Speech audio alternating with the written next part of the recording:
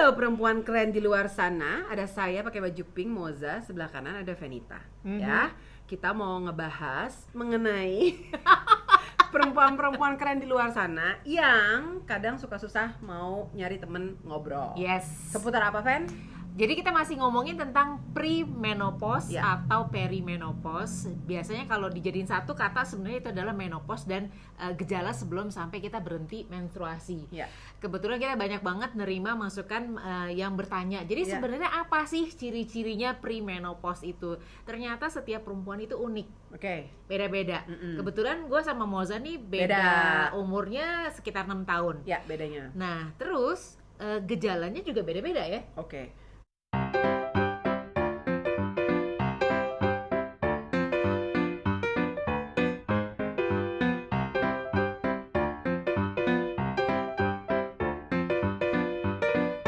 Sekarang Ven nih pengalamannya.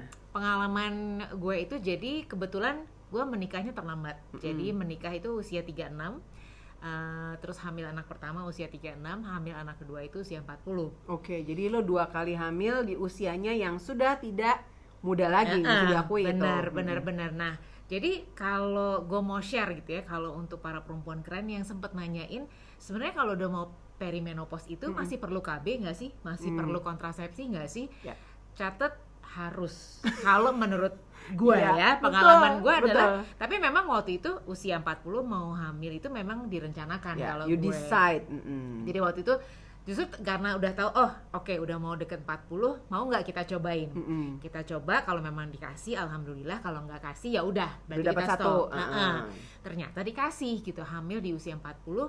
Selain masih bisa hamil, yang kedua adalah memang kalau secara fisik kayaknya tuh lebih berat ya.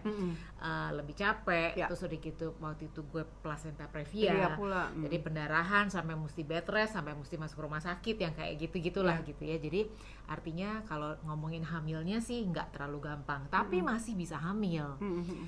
Nextnya yang gue rasain adalah dulu gue nggak tahu Mos. Pada saat lo mengalami itu, lo tidak merasa, Iya. tidak tahu, oh this is it, gitu. Iya. Enggak ya. Jadi setelah melahirkan anak kedua itu menstruasi gue tuh mulai parah. Parah tuh dalam arti banyak banget. Terus bisa kayak air bah. Ini lo nggak pakai kontrasepsi?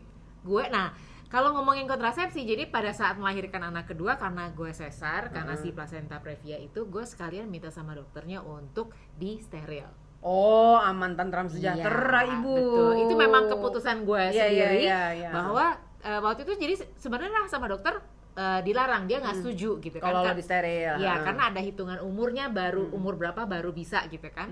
Tapi gue waktu itu memutuskan kalau lewat dari 40, gue nggak akan cukup waktu rasanya untuk menabung untuk dana pendidikan. Ya. Jadi gue Realistis pikir, ya lo ya. udahlah stop aja di situ gitu kan. Jadi kontrasepsinya gue putuskan untuk steril pada saat melahirkan secara sesar.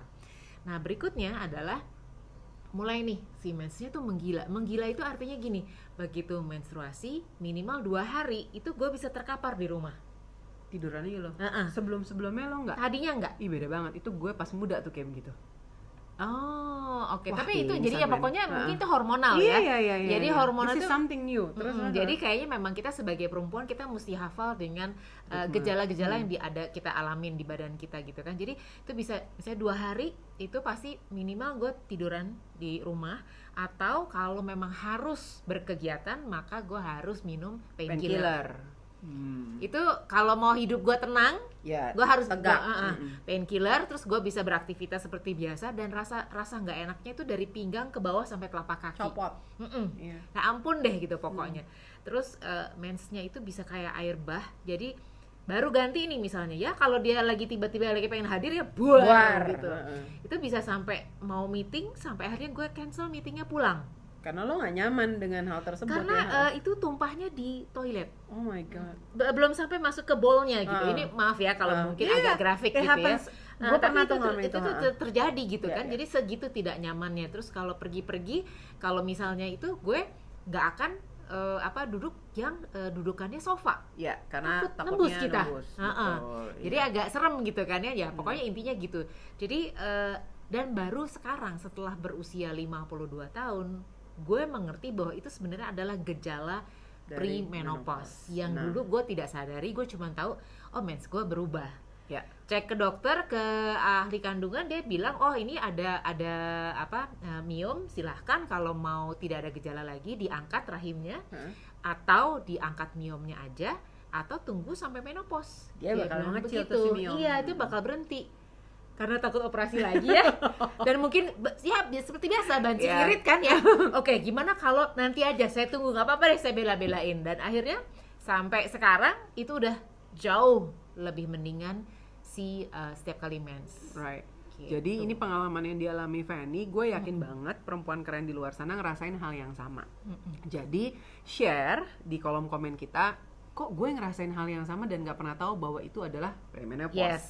So this is the place gitu loh. Inilah memang kita ngajak teman-teman untuk subscribe, untuk nge-like dan share. Biasanya nih kalau gue selalu sharing tuh di WhatsApp grup yang teman-teman gitu.